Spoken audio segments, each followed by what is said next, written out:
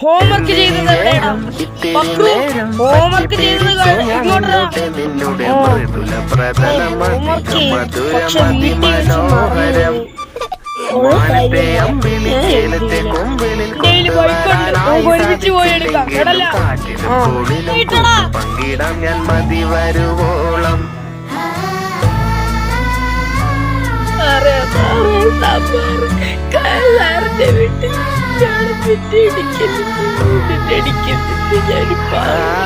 നീ ഗുരുവിനെ എപ്പോഴും മാനിക്കണം. കേടല്ലാണ്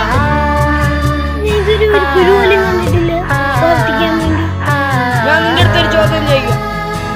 നിനക്ക് ആര് വലുതാവുമ്പോ വേനലിൽ പൊള്ളാതെ നീ ചെയ്യാതെ കമ്പിളി പോലെ നിന്നെ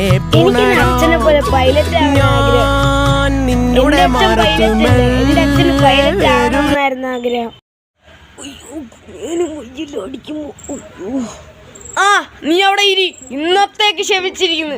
ഇനി ഇങ്ങനത്തെ വലിയ ഹോംവർക്ക് വല്ലതും ചെയ്തില്ലെങ്കിലാണ് ചെറുക്കാ ഞാൻ ഉണ്ടല്ലോ.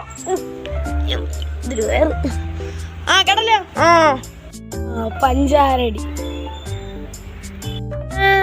അല്ല പഞ്ചറൊട്ടിപ്പ്. പഞ്ചറൊട്ടിപ്പ് മനസ്സിലായി. ചെറുക്കൻ്റെ ഒരു ചളി.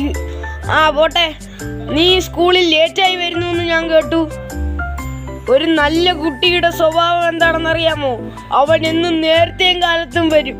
അതിനെ പറയണാണ് പഞ്ച്വാലിറ്റി.